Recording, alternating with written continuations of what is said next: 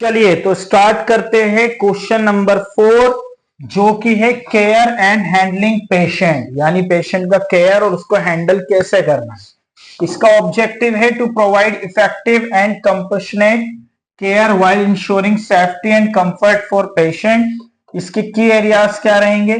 Patient assessment, यानी patient को कैसे असेस किया जा सकता है।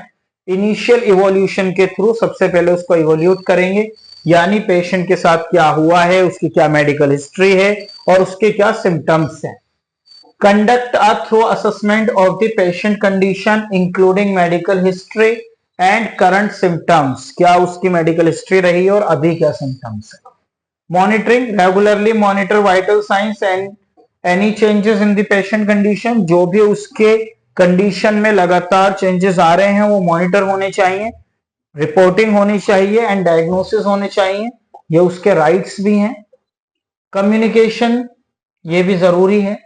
इंटरेक्शन इसमें सबसे पहला पार्ट है। Communication clearly and empathetically with the patient, addressing their concern and providing information about their care, यानी आपने उनको जो भी केयर है, उनका ट्रीटमेंट है, डायग्नोसिस है, वो बहुत क्लियरली उनकी भाषा में उन्हें समझा दिया है। मेक श्योर कंसेंट क्या है? Obtain an inform consent before performing any procedure और ट्रीटमेंट, यानी कोई भी ट्रीटमेंट या प्रोसीजर या डायग्नोसिस करने से पहले पेशेंट के साथ में ये जरूरी है कि उससे कंसेंट ले लिया जाए, वर्बली, रिटर्न, ठीक है, ये बहुत जरूरी है। ये भी हमने असाइनमेंट में किया था। थर्ड करना है कंफर्ट एंड सेफ्टी। एनवायरमेंट क्या है? Ensure a clean, comfortable and safe environment for the patient, जहां पर भी पेशेंट रहेगा वहां पर क्लीन और कंफर्टेबल और सेफ एनवायरमेंट होना चाहिए। Assistance, provide a physical assistance as needed, अगर उसे जरूरत है तो, लाइक उसे उठाकर बिठाना है, उसको व्हील चेयर पर ले जाना है, तो अगर उसकी जरूरत है तो वो भी अवेलेबल होना चाहिए। Including help with mobility and personal care, यानी इधर से उधर जाना, मोबिलिटी और पर्सनल केयर भी इसमें इंक्लूड है असिस्टेंस में।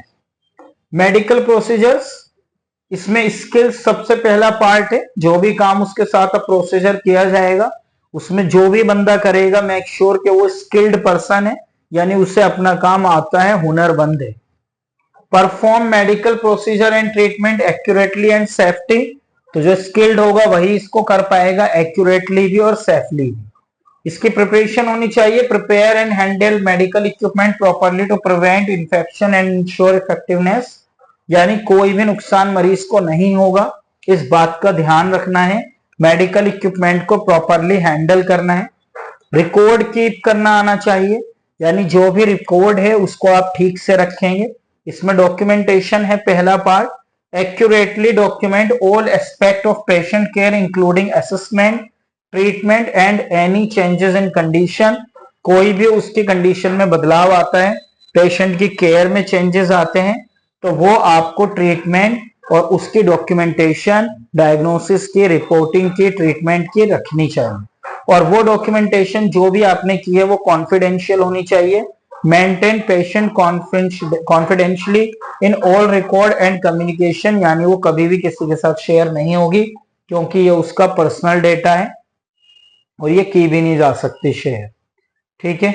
तो नेक्स्ट है 6, इमरजेंसी रिस्पॉन्स, ठीक है। Training, be prepare to respond quickly and effectively medical emergencies, patient के साथ कभी भी कोई भी मेडिकल इमरजेंसी हो सकती है, तो उसके लिए हमेशा बी रेडी रहना चाहिए कि कोई भी दिक्कत होगी तो फौरन उसको हेल्प मिलेगी। इसके लिए प्रोटोकॉल क्या है? Follow establish protocol for emergency care and six assistant, कि अगर कोई भी पेशेंट आता है, जैसे कुछ प्रोटोकॉल्स हैं कि अगर हॉस्पिटल की इमरजेंसी है, वो खुली हुई है, वहां पर एम्बुलेंस के लिए एकदम क्लियर रास्ता होना चाहिए, स्ट्रेचर के लिए स्ट्रेट पाथवे होना चाहिए, जहां भी एम्बुलेंस रुकेगी वहां पर स्ट्रेचर अवेलेबल होना चाहिए, व्हील चेयर अवेलेबल होना चाहिए, प्लस वहां पर एनओ की अवेलेबिलिटी होना चाहिए, क्योंकि पेशेंट कई बार अकेला भी हो सकता है या उसके साथ कोई एक पर्सन हो सकता है, तो अगर उसको असिस्टेंस की नीड है तो वो वहां पर अवेलेबल होना चाहिए। These are the protocols. अगर ये फॉलो नहीं हो रहे हैं तो ये हॉस्पिटल की गलती है, आप उसके लिए हॉस्पिटल पर कंप्लेंट और केस दोनों कर सकते हैं। चाहे वो गवर्नमेंट हॉस्पिटल है या प्राइवेट है। These are the rights of the patient. चलिए इसको कॉन्क्लूड करते हैं। कॉन्क्लूजन में क्या